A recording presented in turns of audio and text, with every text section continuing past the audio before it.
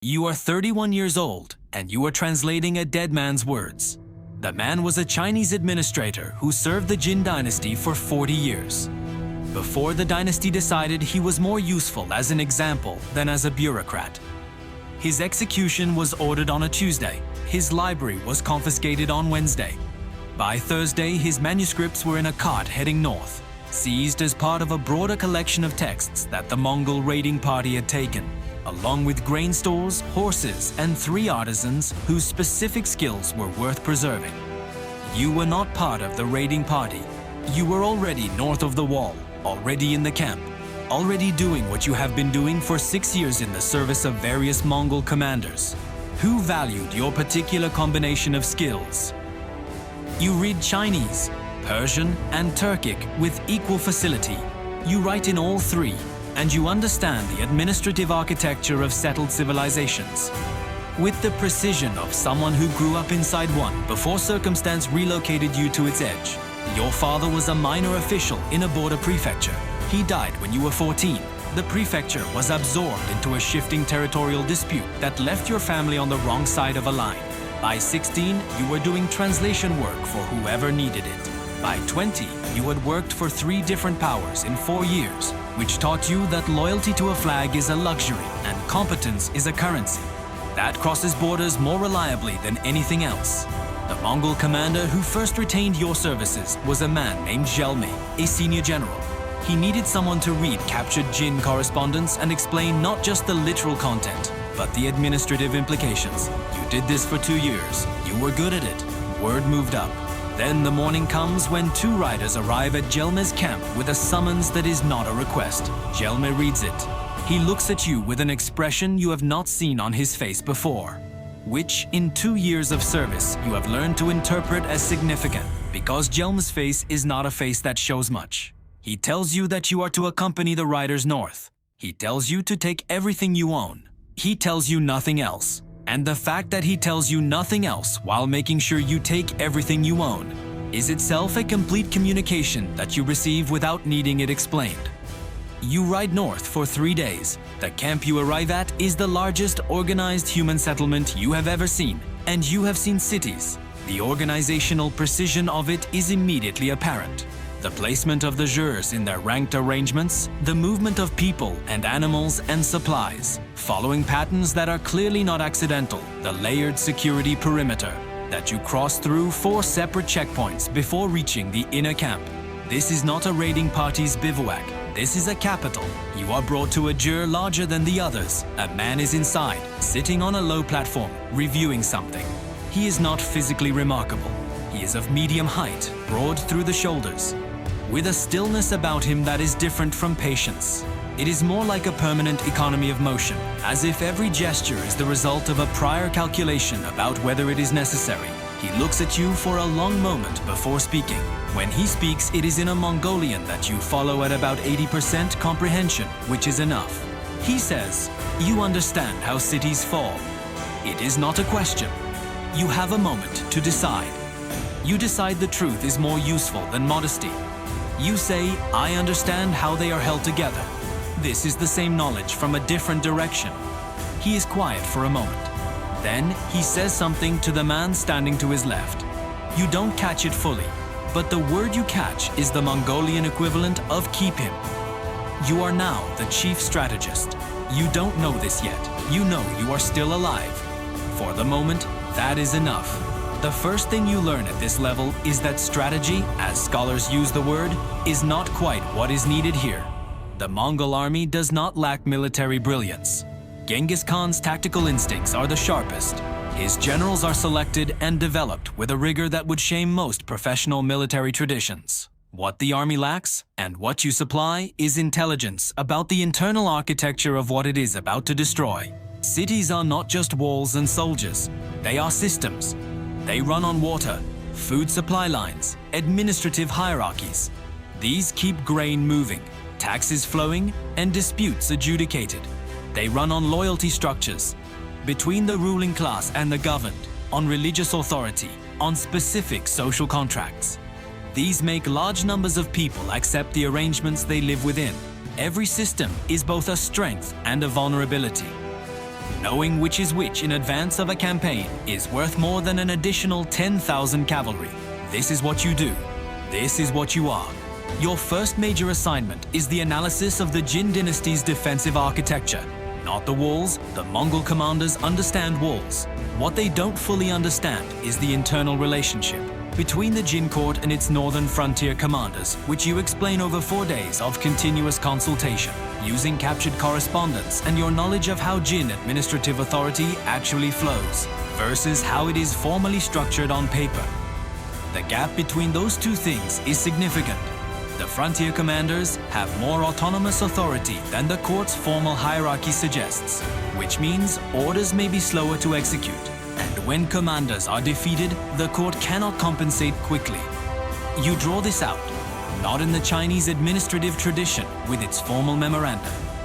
In a direct schematic that shows who gives orders to whom in practice, where the decision nodes are, and what happens to the system when specific nodes are removed. Genghis Khan looks at it for a long time. Then he asks a question that recalibrates your understanding of who you are working for. He asks which frontier commander, if offered the right terms, would accept Mongol suzerainty rather than fight. You tell him you can identify 3 candidates from the correspondence and explain the reasoning for each. He tells you to prepare the reasoning in a form that can be delivered as a communication. You do. 2 of the 3 commanders defect within 8 months. The 3rd fights and is destroyed. The Jin northern frontier reorganizes around the defection of the 2, creating internal confusion. The campaign that follows moves faster than any comparable operation against settled fortifications. You don't fight in it. You receive reports and produce analysis, adjusting your model of the Jin system. You feed that back into the planning process. You are not a soldier. You are the thing that makes the soldier's decisions better. This is a precise and specific kind of power, and you are honest enough to acknowledge that you find it intoxicating. Not the violence. The violence is a cost you account for and do not glorify. Glorifying it would compromise your analysis. The coldness of your analysis is the only thing keeping you valuable. What intoxicates you is the accuracy. The moment when a system behaves exactly as your model predicted it would, when a city opens its gates. Because its water supply was cut in the sequence you recommended when a commander surrenders. Because the message you drafted described his position more clearly than his own intelligence. These moments have a quality that you struggle to name and don't discuss with anyone. The work accumulates. You move with the main campaign apparatus from theater to theater. The Jin campaigns, then operations into Central Asia following the Khwarezmian provocation.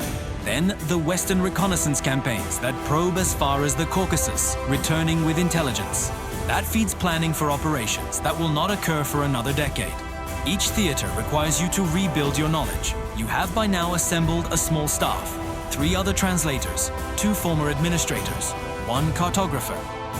The staff expands as the campaigns expand. You manage them with the same analytical approach you apply to everything. Assess capacity, assign accordingly. Verify output, adjust. The Khwarezmian campaigns change you. In a way you don't fully process until after. The Khwarezmian Empire stretches across what you call Persia and Central Asia. It is, on paper, formidable. The Shah commands an army estimated at 400,000. The cities of the empire, Samarkand, Bukhara, Urganch, Merv, are among the most sophisticated urban centers, with populations, trade networks, libraries, and administrative infrastructure that represent centuries of accumulated civilization. The Shah is an overconfident man who has recently defeated the Kara Khitan and mistaken that success for invincibility. You write a strategic assessment that is 46 pages. Its central conclusion is this: the Khwarezmian Empire is not unified.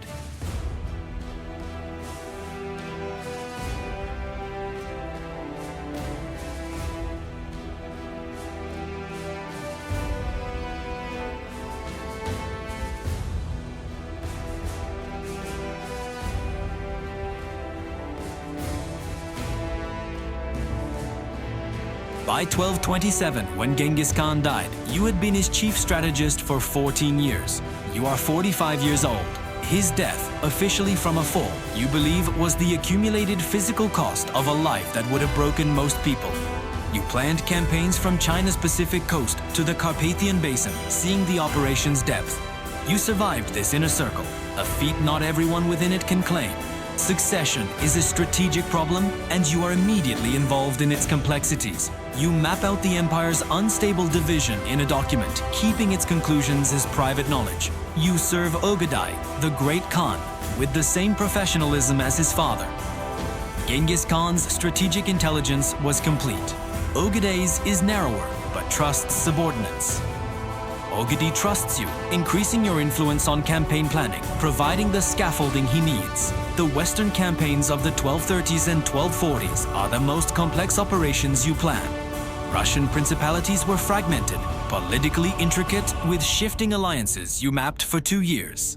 The key insight, their fragmentation was political, not military, preventing collective defense. The implication, they couldn't combine forces effectively, so exploit tempo, move faster than their coordination, defeat each principality before others respond, relying on speed, not superior numbers. Batu Khan and Subutai executed this approach precisely. The Russian campaign took 3 years. Every major principality was defeated. The army reached the Adriatic coast before Ogadai's death pulled it back. You don't go to Europe. By this point, you have a different function. You are the central intelligence architecture, where all reconnaissance and analysis converges. You have a staff of 41 people now, managing them from the best positioned node in the largest empire. And you are aware, with clarity, that the empire is not stable. Ogadai's succession is contested, the Mongol state's constitution unable to resolve it cleanly. You watch the Kurultai politics with analytical attention, seeing the system's diminishing centripetal force. The 4 successor Khanates are not a divided empire, but increasingly separate states. You know this shape for years before it's visible to political actors inside the system. Your distance makes you effective, but also means you carry knowledge that has no adequate use. You cannot tell Mongol Khan the empire is dissolving without being seen as a traitor or fool. You cannot share your assessment of imperial stability. No one wants accurate bad news, so you continue doing what you do. Producing intelligence for campaigns into Song China and Persia. You manage your staff, refining the systematic approach to pre-campaign intelligence preparation. This methodology will outlast you. It's now institutional, embedded in the Mongol military apparatus. You built the intelligence architecture of the world's largest military force, and it will function after you are gone. This is what you return to in the evenings, when work is finished and the camp settles. What did you build? What does it amount to? The campaigns you planned made conquests possible, incorporating more of the world's surface and population than any previous power had managed. Whether this is worth building is a question with no answer an individual can access. You started as a translator, understanding how settled civilizations hold themselves together. You spent 30 years applying that understanding to the world's most effective military expansion. The understanding was accurate. The application was precise. The outcomes were real, and you are still here, which is not nothing and not everything, but the condition of survival. Somewhere to the west, a garrison commander looks at reports of Mongol cavalry movement. He tries to determine if it's a raid or an advance, working with incomplete information, making calculations that will determine what happens to 200,000 people behind his walls. You know things about his city he doesn't, and about the approaching army no one could know. You know with reasonable probability what happens next. You pick up your pen, you begin the next assessment, the work continues, it always continues. That is the only thing about which you have never had any doubt at all.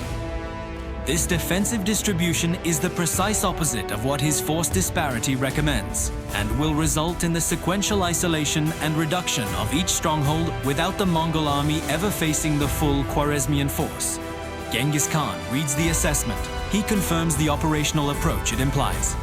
The campaign proceeds along your analysis. The Shah flees rather than commit to a defense. His commanders, now isolated, negotiate or resist individually. Bukhara opens its gates after a brief demonstration. Samarkand, with its garrison of 110,000, falls in 5 days. Merv, one of the great cities of the Islamic world, with a population you estimate at between 200,000 and 400,000, is surrounded, negotiates a surrender, and then something happens that is not in your assessment. What happens is what happens when the gap between your model and the reality of what the army actually does becomes too wide. To maintain your own sense of what your work is for, Merv surrenders, the terms are accepted, and then the terms are not honored. In a way, and to a degree that you knew was possible. You have been with this army long enough to know the range of outcomes, but that hits you differently when the scale is this size. You receive the reports. You process them with the same analytical apparatus you apply to everything. You add the numbers to your model of the region's remaining capacity, which is now, in this area, close to zero. You don't sleep well for a period after Merv. You tell yourself this is a practical concern.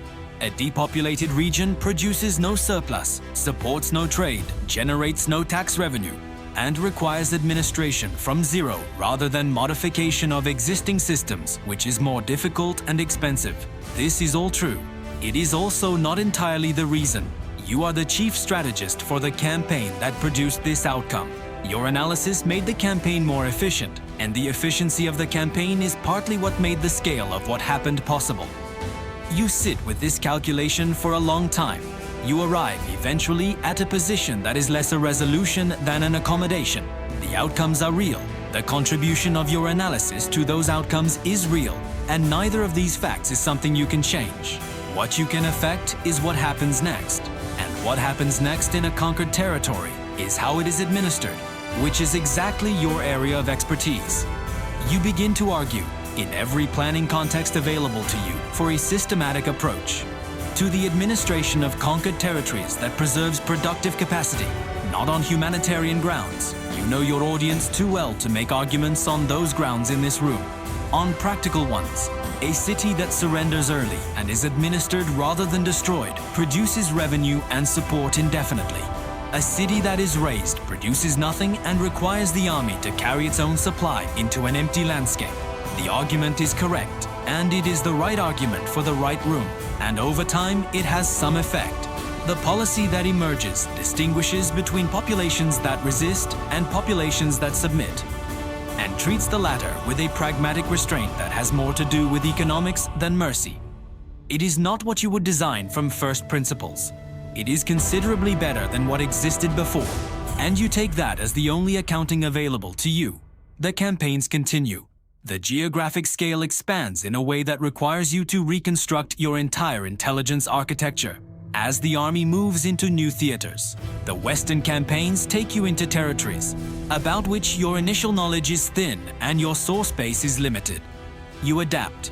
You develop a methodology for extracting strategic intelligence from captured individuals that is more sophisticated than the standard interrogation approach. You identify people who understand the administrative and military architecture, and you recruit them through a combination of practical incentive and demonstrated competence rather than coercion, because coerced intelligence is calibrated to tell you what you want to hear, and your model requires accuracy. Several of these recruited analysts become long-term contributors to your staff. 2 of them are among the best people you have ever worked with, and both of them are working for the army that destroyed their home cities. And you don't examine this dynamic too closely because examining it would require a conversation with yourself that you are not prepared to have.